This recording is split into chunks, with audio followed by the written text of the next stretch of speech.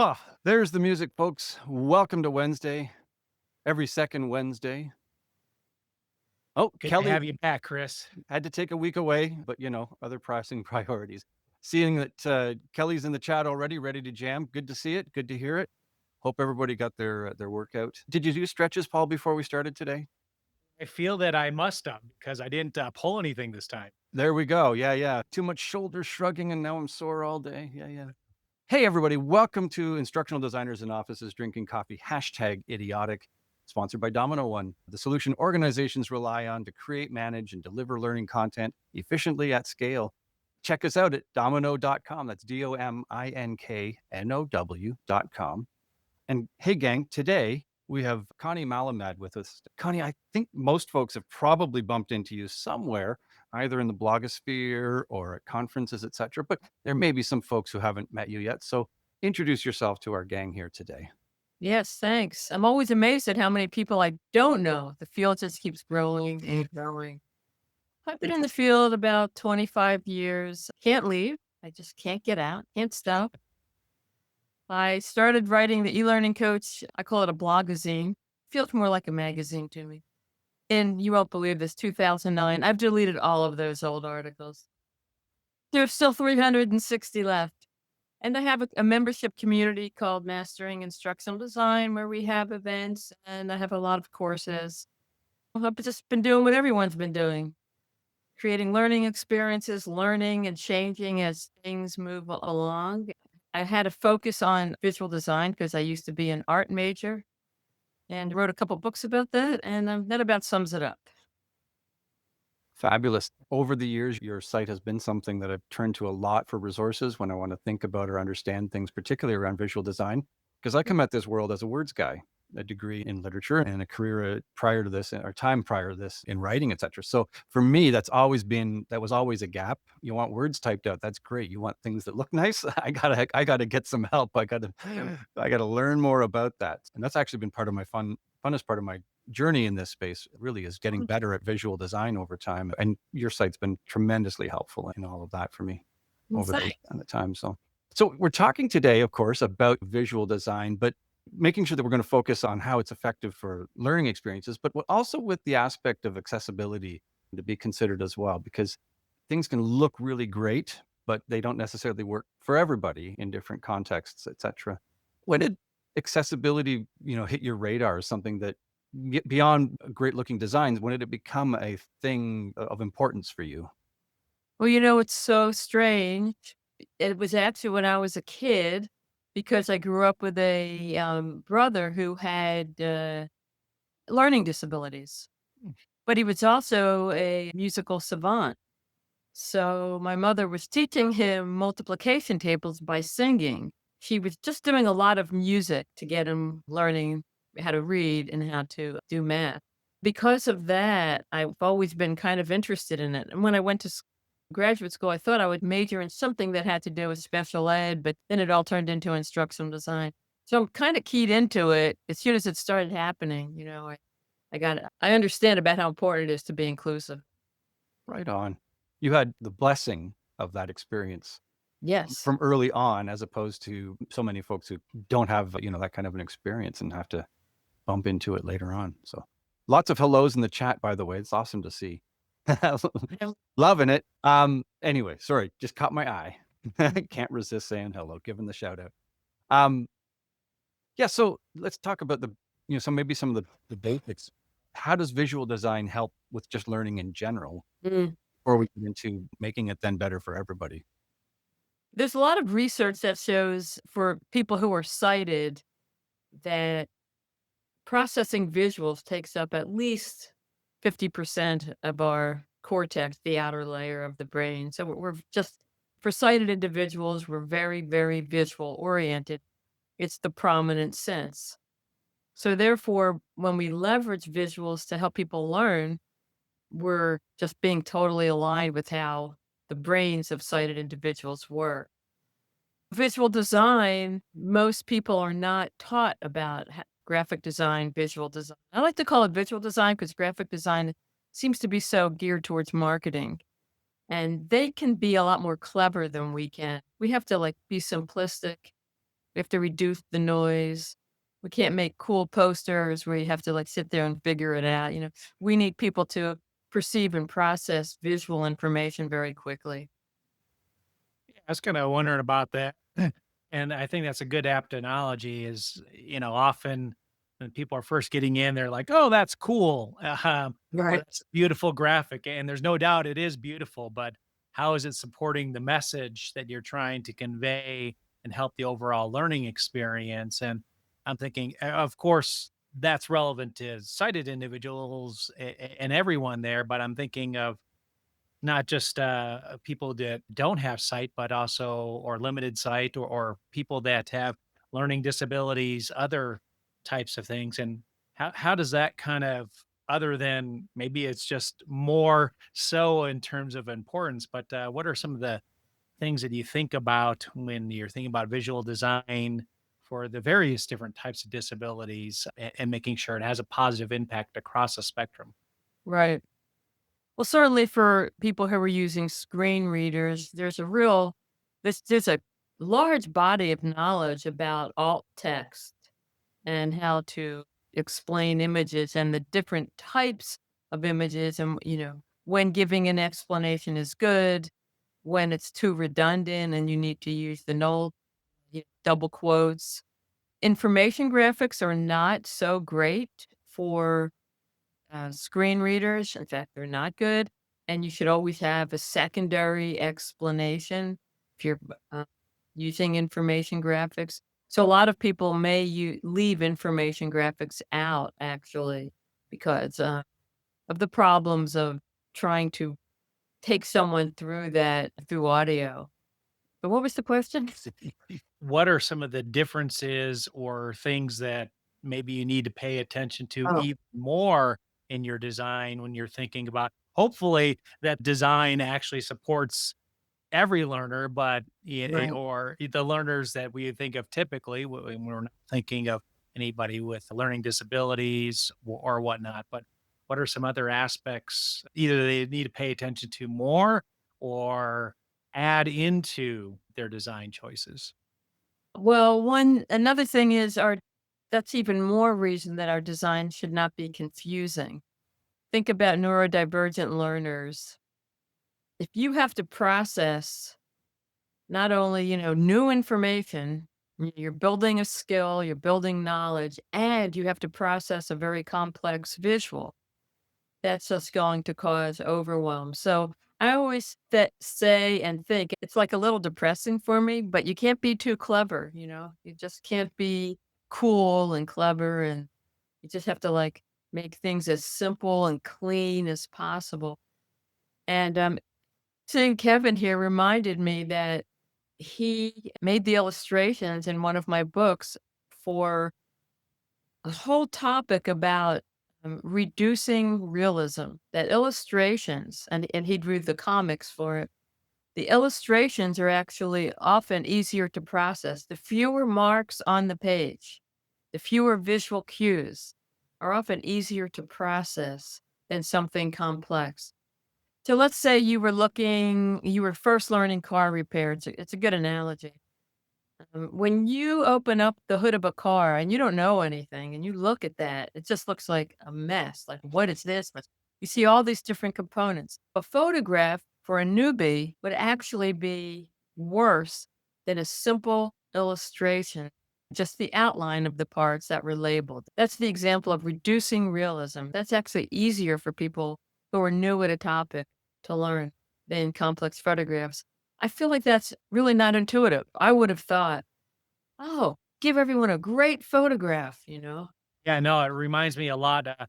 We had a guest on earlier this year talking about accessibility in written word too. Of Mm. again, the simplification of it, again, not being too clever on there, which sometimes I think those of us who have advanced degrees tend to want to use it because we enjoy that aspect of it there, whether it's visual or not. But I'm thinking back to some car explanations and diagrams showed, and it was a drawn illustration of that. And then it had just the main overviews and then the big visual of this is the part we're focusing on. So, Oh, I love those magnification drawings where you take a one little part and then you stretch it out and you have a circle and it's magnified. Those are the best. Mhm. I get I'm excited about them. even the idea, we could even take it a step back because it has parallels too with the way that subject matter experts often, provide us with information by giving us everything, about a topic and everything that could possibly, our role is to focus it down to what's core, what's needed, and what's the best way to move things Right. through. And also, what struck me too is I went, oh, wait a minute. Is that why comic strips are so effective? Because they get the details out of the way and they get you straight to the zing. Yeah, interesting. So I think they are. And the interesting thing is we're not just doing it for accessibility purposes, but then it's good for everyone. And that's what's just so amazing. And I think all the experts in accessibility, which I am not, will talk about how, curb cuts are actually good for lots of different reasons. Somebody with a baby stroller, somebody with a bicycle. So it's the same thing for us. As we simplify, we help everyone understand. So it's Hmm. a win-win. and that kind of thing. Tina had a good question, I think, in there that we should address there is if you're using infographics, is it an accessible companion PDF an acceptable solution? And it makes me think of, again, some of those original articles there, but one of the things that people did at first, a lot of times with e-learning, is they had the Word version or PDF version, the text version of that. And of course, we've moved a lot away from that because you can make things accessible. But it's a great question because if you have a big infographic and it's actually a graphic, you could put in screen reader text in addition to alt text because alt text does have that limit of about 100 characters that you can count on. But what are your thoughts on that? Of what's a good way to handle that if you have a good infographic that visually does some good designs, but obviously is a gap for other folks? I think it's probably better if somebody's doing something online, and I feel like I need to go double check with one of the experts. But I think it's probably better, Tina, to have it in a format where where they don't have to open up a new document. And I'm wondering if there could be a link to something to the broad explanation. And maybe you could link to your PDF, but I don't think having a downloadable document, it's giving them quite the same experience. That's our goal, to give people the exact same experience or a similar type of experience. And maybe that's what you meant, a PDF that they could click onto. But I'm thinking that maybe a web page might be better. And feel like I need to check with somebody to say for sure. Yeah, I It's was just, thinking too about that. I mean, the Nationals, you got a great graphic there and describing it, but maybe it's better breaking that graphic up into pieces, and then you could have that description reading in that way. that's true. That's another way to do it. Yeah. Paul's suggestion is good. Just something we just always have to try to keep in mind that we're giving someone a similar experience. So Yeah. feel like, Tina, why don't you email me and I'll ask one of like Sarah Mercier. She would know like 100% what's the best answer. And Susie Miller. There's a few experts who could tell you, yes, this is the best way. So if you email me, I can email them and find out for sure. Excellent. One of the other great things I've seen in AI is they've started to create, and it's been for a while in some areas, create closed captionings automatically for different visuals. But then also, what I've started to see is AI tools to help create alt text. I'm wondering if you've had any experience in that. We'll share a post, the link to one of our community articles that has a few links to some of the tools that were at least conditioned to hopefully create good alt text for Yeah. it there. But I was wondering if you've experienced any of that with your work with folks there and the ups and the downs that you've seen. I read somewhere when I was learning and reading about accessibility and AI that you can't rely on those. Now, I'm not saying that you can't, But because I read that one time, I just never tried to use them. And maybe, and things keep getting better and better. So I think if you use them, as always with AI, and I'm sure everyone who's here knows this, you always have to double check. I just got a newsletter, Philippa Hardiman, who has an Oh, AI newsletter, and she said that the summaries aren't very good. And I've seen that AI summaries, you have to check that. By the time you're done checking everything, it does save you some time, but it's not as much time as you would like. So if you are going to use that, I would double check. yeah, I've kind of seen some of the same in my own experience researching things and having things that are interesting conclusions that sound very convincing, but if you actually step back or it's not quite right there. And there's an interesting article about folks in radiology that were using AI and their ability to actually correctly identify things actually went down as they started to use AI. Apparently, because maybe they were relying on it, and of course, if it was wrong, they missed it sometimes. Interesting. Okay. Well, it looks like Ilya has posted an article. So Yeah, there's Hmm. that's that's a great. link. There's a few different AI generators there that were specifically for some of that type of stuff. I mean, this world doesn't stand still, just like anything else. Instructional design and accessibility. I haven't researched too much, but I know, of course, in the WCAG, which are the standards folks go out for, there's a 3.0 that they've been working on, which is the successor to 2.2, I think, is the current one on there. One of the other things is some of the laws in Europe have started to kick in or either be reinforced or enhanced. I've noticed too, because there's a lot more folks paying attention. Do you have any insight into the newer standards or things in terms of how folks are starting to perk up and pay attention to accessibility and visual design with some of these laws, basically encouraging folks that perhaps haven't had a personal experience? And I'm going to go ahead and say shout out to Galveston out there. They have a fantastic brain injury rehab facility there that I worked at. And that was one of my many introductions to some of these issues too. Wow, that's amazing. It certainly does seem like it's become even a specialty within instructional design and very important on someone's resume that they do know that. So I think the importance of inclusive design, barring any political BS, has really increased and grown. I don't know about if all companies are getting on board, but it does seem like more and more people are.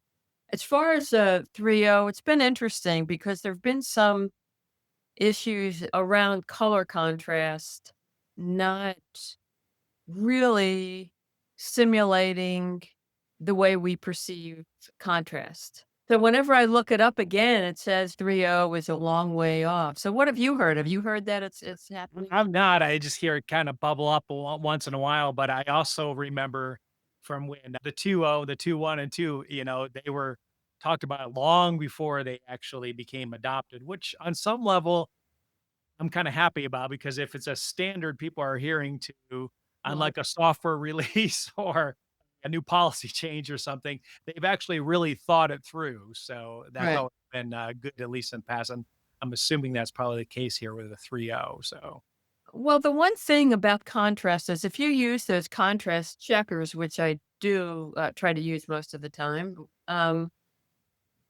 you'll see some things that seem a little bit off.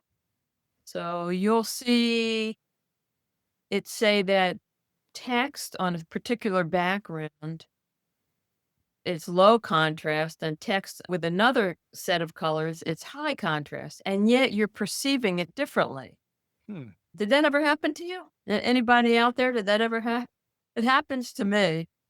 And it turns out that all of our contrast tools are using an algorithm or a model that doesn't quite replicate human perception. And somebody has been working on that. In fact, boy, I wish I could access the link right away. I have a link somewhere to one of the newer tools that's supposed to be better, and it does seem better. so is that an issue that is for the contrast that everyone perceives, or is it certain people that have certain different red, blue, or whatever? There's multiple different disabilities there in terms of perceiving colors there that I know that comes into play. But yeah, Well, okay, this doesn't have anything to do with color vision deficiency, just the way humans perceive contrast. Hmm. Or the contrast checkers aren't always 100% right. And that happens. You'll see that. And if I see that, I'm really sensitive to contrast. If I see that, that they say this is good, but I don't think it's good, then I'll just make something even darker there until I think it's good. So I listen like 90% of the time. But let's see, does Kevin say anything? If it doesn't reduce, he's back on. He's stuck on alt text. We've been there, guys. Well, he's back on illustration. Yeah, But yeah. thank you, Kevin. Oh, yes, lines of illustration. I interpreted it as lines of text. yeah, but no, that's great with the illustrations, and I think that brings it back full circle, if you will, there to that photographic image that has a lot, and I think Kevin summarized as well. There's a lot of visual noise Right. in there. And so when you're having illustrations, and you can have all sorts of varieties of illustrations in what's illustrated there. Some of them have a lot of noise, and that's on purpose. That's part of the design, but it's not designed to instruct you on something like we're talking about here. Yes, and some of the ways, some chapter somewhere I wrote, it's called Reduced Realism, and it's about noise can be shadows, it can be depth, it can be too many colors, it can be textures. There's so many things that you can kind of strip away, and our brains are amazing. Like people can recognize what a silhouette is doing. The action of a silhouette. It can recognize when you think about it. It's amazing the action of a line drawing, and there's nothing in the universe, in the physical universe, that looks like a line drawing, but yet we can recognize it. So our brains fill in so much of the missing information. It's just so fascinating. Sometimes, like, I can't find the right image. When I was a manager, like, somebody said, "I can't find the right graphic." And I go, "It's okay. Their minds will fill in the gaps. Just go meet the deadline." I was counting on that. And I'm curious, back to the visual design there. Have there been certain cases where you said you looked at something and you were helping somebody with that, or you were designing yourself, and it's like, oh, this is good, but for this segment of the audience, this aspect of it, or these types of, do you see certain types of aspects that are used over and over again that probably shouldn't be because it's not good for neurodivergent or any other particular? Well, I mean, if there's too much on the screen and not enough white space, which of course can be any color, it's just a space with nothing in it, that can be a problem. And it really is, like I was saying before, it just benefits everyone. But one of the big ones might be people may not be aware that in color vision deficiency or color blindness, that red and green are the top two let me get this right. It's the top color combination that people with color blindness cannot differentiate. So basically, you never want to use color alone as an indicator. Yeah, and that Oh, is one of those WCAG rules that if you right. do, it's basically does not meet. There's no exception for it. That's right. And then the next one is blue and yellow, and that's much fewer people have that one. And almost no one is truly colorblind by red. It's a misnomer. So color vision deficiency is a mouthful, but it's more accurate. And red and green in particular, of course, in our world are so often used as indicators, particularly with question responses, correct or incorrect. Right. That's our cultural default in a sense, at least for us, I would say in the Right. Western world. You can still use it. Just put a check mark and an Yeah. X. Yeah. Just put a symbol. Just like there's a reason in stoplights of the order those, because many people can't go ahead and distinguish that color, but they know that the top or the bottom is the go or the stop, which I'm not remembering at the top of my head right now because I'm not paying attention to that aspect of it there. That's kind of funny that we chose red and green to represent go and stop when that's the worst combo you Yeah. could pick. What I are we wonder what doing? that says about us there, but Yeah, Dan had another good question. I'm curious too. And of course, when it comes to simplifying graphics, which is an important thing, what about the style thing? Is, cartoon versus realism? I think there might be a case for realism used in there, but again, thinking it realism simplified. What's your thoughts on Right. that? Well, in terms of characters, I do believe that some of those transparent people in different poses, they're fine. They seem to be fine. I don't think people have trouble processing them because we're so used to seeing people, it's not Mhm. anything unusual as opposed to the components of a car engine or something like that. But I do think that cartoon versus realism in terms of illustration depends on the context, the audience. I always think of if I were making training for baristas, which I've never done, but it seems like it would be really fun. I would do things one way, and if I were making graphics for bank executives, it would look quite different. So context and audience and content might really affect that. If you're writing about a disease and how to care for someone who's very ill, that's going to have a totally different vibe than, a sunglass company. Yeah, I'm just thinking about we have some good friends with Domino at Starbucks, and they Mm, they have the barista training, and I've seen a few shots of some of that stuff, and it's naturally some realistic pieces on there. But they do use a lot of cases of, hey, here's the overview, but they always are zooming into pieces there, showing you how to use the equipment properly and what to go ahead and do with that. I wasn't thinking about the time, but they're applying some pretty good principles there. that's great. And also, I think we have to know, there's that expertise reversal effect. I've never really heard about that as it applies to graphics, that particular principle. And that is that principle is that if you give experts the same training as novices, there's just too much guidance. It like messes them up because experts have a way of doing something, and all that extra information is going to hinder them, hinder their learning. But there's that same thing with, an expert mechanic is probably going to need a pretty complex drawing, or even a photograph might be okay for the expert. One thing I always think of is just try it out. Like, should I give this expert a complex illustration or photograph? Make a prototype, try it out with 3 to 5 experts, and you'll get your answer. Forget the research. You know? That kind of sparks another question of in every training, hopefully, folks are using goes through quality assurance steps. You're making sure that it meets the audience's needs. You don't have any obvious it's broken links or things like that. But in terms of quality assurance for accessibility, and of course, we've talked about in the past how it's important not to add accessibility afterwards. It's not the frosting after the cake is done. You put it in the batter, so to speak, Right. the process from the beginning. But from a quality assurance standpoint, are there any tips or things that you see that people typically forget that they should go ahead and do, or if they're trying to improve their overall process? Again, I always said accessibility is a journey. You don't need to be perfect out of the box. If you made 10% improvement, that's a great improvement. Just keep doing that. Well, I'm sure. I know Hadia Noureddin has been doing a lot on quality assurance. I'm guessing she may have actually, or Sarah in her new book. I'm wondering if they have checklists there for accessibility and the visuals.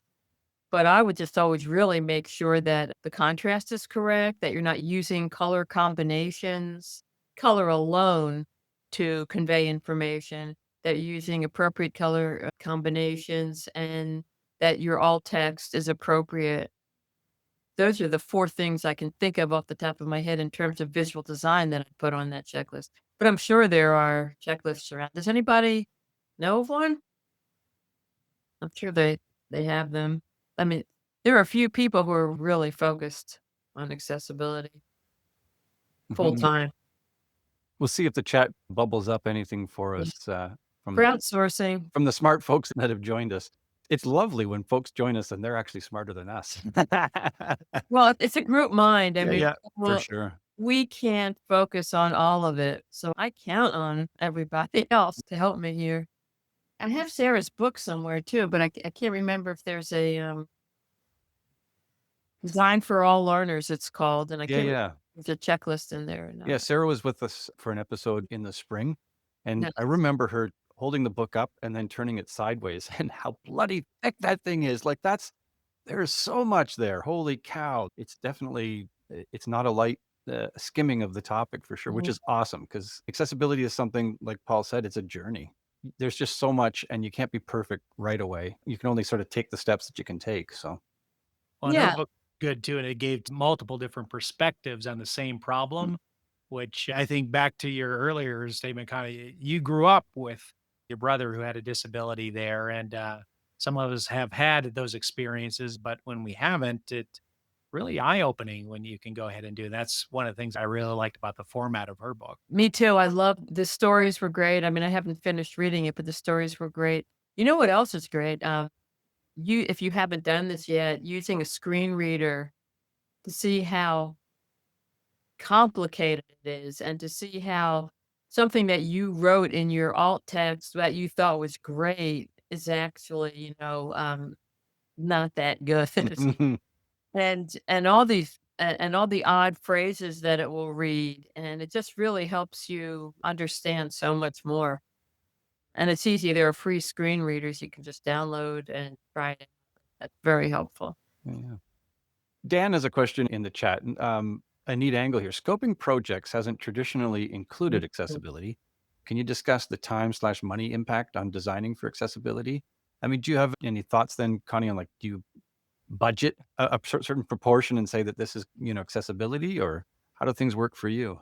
I think that the thing that takes well, first of all, as Paul said, it has to be done from the start, and that makes it take a lot less time. Nothing like having to rework something. Mm, And I think as teams get, faster with it, it becomes almost habit, like, I'm using Storyline, I have to put in, alt text. It becomes second nature to start thinking in terms of accessibility. I know it is for me. But see, here's a good one, Pack Checker is helpful. Can you tell us what that does, Patricia? Can you include that? So, I think it does take more time, but I don't have a number for that, but I think the time gets reduced as a team becomes more experienced, and in the end, it makes it better for everyone. mhm, Well, Yeah, I think that's a big thing there too is and I echo what I've seen there too. If you have to do it after the fact, it's pretty significant. If you start doing it as part of the process, it's not nothing, but right. it's a lot less there. And you get two big impacts, I think, that if you affect that ROI or the cost that people are looking at. And one is it's making it better for everyone. Folks that don't have disabilities also appreciate the same aspects of that graphic design and other aspects of the training in terms of elements. And then also, there is that audience out there that isn't getting the training or isn't able to understand that. And that's having a negative impact on them and the business. And if you are concerned about lawsuits and things like that too, that obviously is starting to happen more and you're preventing there, just like your classic compliance training. You don't go ahead and say, well, shouldn't spend money on that. You're already doing it because you know it's not only the right thing to do, but there's a lot of consequences by not even having that training. So Right. to me, you need to go ahead when people are questioning it, look at the whole spectrum and have them look at that. And then, like you said, if you're starting to put it in, and I've seen other teams with us, they start to put that into the templates, just like you create the templates and you're Yeah. reusing elements. Perhaps if your tool allows you to do it,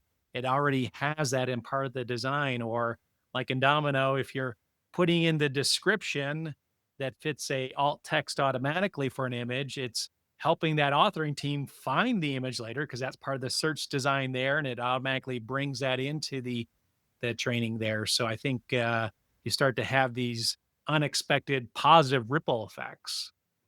And you know what? I thought of a new twist. Since AI saves us time during design and writing, thinking and adding whatever is needed for accessibility probably just balances it. Well, that's a good point there too. And I think at all the other times, and I had a comment on a different case of you're saving this time, and isn't that saved time better spent on not doing it the inefficient way and actually taking that to make the training better, maybe personalizing it for the expert and the intermediate folks. So they have slightly different versions in it, single sourcing design and things like that, or making sure everything is accessible and making your training a more powerful experience. So Dan is saying that he still has to sell it. And a lot of times that is our job to educate people and build a business case so that they will do something. And I think that by being able to prove that it'll make learning better for everyone is a good business case. I was thinking too to his comment on there, and there all of our different industries do things at different times. Sometimes I've seen the learning team is leading the charge in accessibility, but in other cases, software teams, people building software Mm. or tools that are designed to build websites, have been dealing with this for a long time. Not everyone, of course, but there might be, and I'm just postulating there that there might be some actual insight that you can gain from those other industries in terms of because they've built that into their workflow. Uh, Yeah. I'm sure Microsoft and some of the other big ones, they don't put any, just go, maybe we'll do it. They're probably building it into it. They might actually have some good insight there for Dan, just a guess. Yeah. I mean, it almost seems like once it's built into your workflow, it's so different than trying to do it afterwards. It's just part of how you do things. It just doesn't even have to take that much time. It's almost like do it under the radar. They don't even have to know. I was just going to say, if you feel you need to sell it, maybe just start doing it. Even starting small with some things like making sure there's alt text to begin with for Right. starters. One of the Um, things we So talked won't about. have much cost in terms of the impact for yeah. that. You'll be doing that, and you can feed that back into your additional information. And Patricia mentioned AI, and I think Dan had also asked, can you ask about the accuracy of tools? One of the tools that I've used in the past is from the company Axe, or maybe that's the name of the tool, AXE. And they Mm. have some very creative tools that you can actually build into your coding when they're building software, and they've started to leverage AI there again to make it extremely efficient. In fact, Axe might be a very good resource, Dan, because I know they've done a lot of research because, of course, they have to help justify someone buying their tools. I know they've looked into some of those efficiencies and cost on there. Pretty sure that a lot of that stuff extrapolates in terms of those efficiencies. Patricia looks like she's had a bad experience with alt text big AI. So there you go. That's Well, one I've had, experience. great experiences in researching as well. Wow, you found that resource and it was very accurate. And then other ones, where that citation doesn't even exist, or it exists, but the conclusion you made from it was very spurious, very wrong. Absolutely. That's happened to me too. Completely made up citations. I go, let's can you check that again? Oh, sorry. Yeah. Oh, sorry, it seems to be claimed a lot out here, but I can't find any source for that claim. Yes, no, Right. that's a part of the challenge there. And also speaking to tools, have you found that like you mentioned color contrast tools. I imagine, I don't know for sure that a lot of those tools use the same algorithms. And as you said, right now they're finding that algorithm is not correct. So there's probably not much difference in terms of accuracy between one tool or another. But have you found that our other tools are, error prone, or things that you need to look at? I know that I've certainly found things that I'm like, well, yeah, that's a flag, and technically it's incorrect, but it's still a fine experience. Even using screen readers, you have very different experiences if you're using JAWS or NVDA, or you don't know how to use JAWS and it's just you have the settings wrong. Hmm. And I didn't mean to imply that the contrast checkers are way off, but there's a certain range that seems to be off. That's all. I would encourage people to use them for sure. But there's just this one little area, and neither of you have experienced that, which makes me think I'm a freak because I look at it and I go, "Wait, that can't be right." But it's only this one little area, it's like that much is good. So I've been I, using WebAIM, and I think Adobe has one, and I've been happy with them. They're easy to use, they're good. The only thing that might be tricky, and I have a presentation and I've included this, is a lot of people aren't used to the concept of hex code, that every color has a hex code. I mean, you can find it in Storyline, and I think you can find it in PowerPoint. It's just the alphanumeric 6 digits code for every letter. I mean, for every color, sorry. And then you have to put those into the contrast checker, and that could maybe mess up someone who isn't aware of that every color has that. Yeah, and a lot of tools like Domino, they reveal that too. For folks who don't know, there's color pickers out there. Some are True. browser based, some are desktop and crossover, but all those color pickers can get that hex code for you, which if you haven't experienced it, that's definitely something you want to grab. It's kind of like the great number to go ahead and look at. There's a few different variations, but that's probably the most common one. Yeah, that's what I've seen. Domino has it too, so that's good to keep in mind. And it looks like Patricia has a link for us. So thank you, Patricia. Yeah, for the PAC Yeah. reference that she made earlier. That's awesome. Lots of good sharing in this chat today here. Yeah. Connie, I'm going to suggest, just sort of looping back a little bit on our conversation, that your experience with those contrast checkers is probably a reflection of the fact that in the visual design realm, you are far more expert than Paul and I are. And your experience, et cetera, kind of fine tunes you, for that kind of a process far more than it would for us, for sure. Connie, it's been an absolute joy having you with us here today. Such a great conversation. Thank you. Really Thanks for joining us. Are you at any conferences or anything where folks can catch up with you in the future? No, I'm doing a lot of online things, but I keep missing conferences, so Mm. I won't be. How It's about hard you? to plan all that. They're planning it a year in advance and even further of if you're going to speak. And I know for you, usually you want to go ahead and speak there, like cover some costs there, and another good reason to connect. So yeah, Yeah. it's Mm. tough. Where will Domino be? Which conferences? We'll be at DevLearn. I personally will be there, and that's in November, mid-November this year. So they moved Yeah. it back even forward. They've been up in middle of October all the way to I think this is the latest that they've been in a Yeah. long. So we look forward to folks that'll be there. I think as usual, I think that's been a very refreshing thing is that at conferences over that, I'd say the last 5 years at least, they continue to have more and more accessibility sessions, continue Yeah. to be covered there and kind of comes and goes a little bit on there, but it seems to not have faded away. It's continuing to gain, as we said, part of the natural process and a lot less of having to justify, as unfortunately Dan is having to do there. So Yeah. Back in my earliest time in this space, it was something that you'd only encounter if it was a government related organization. yeah, and that was federal covered- government at that too. impacted by very specific legislation. And now it's very common across any kind of an organization for accessibility, concerns to come up and have questions and that kind of a thing. So yeah.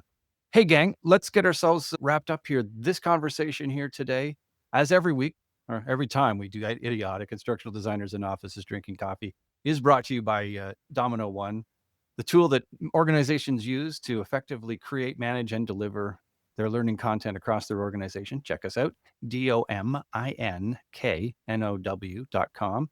Hey folks, thanks for joining us. Great conversations and helpful tips in the chat too. We really love that, guys. Thanks so much, gang. Catch you Thank next y'all. time.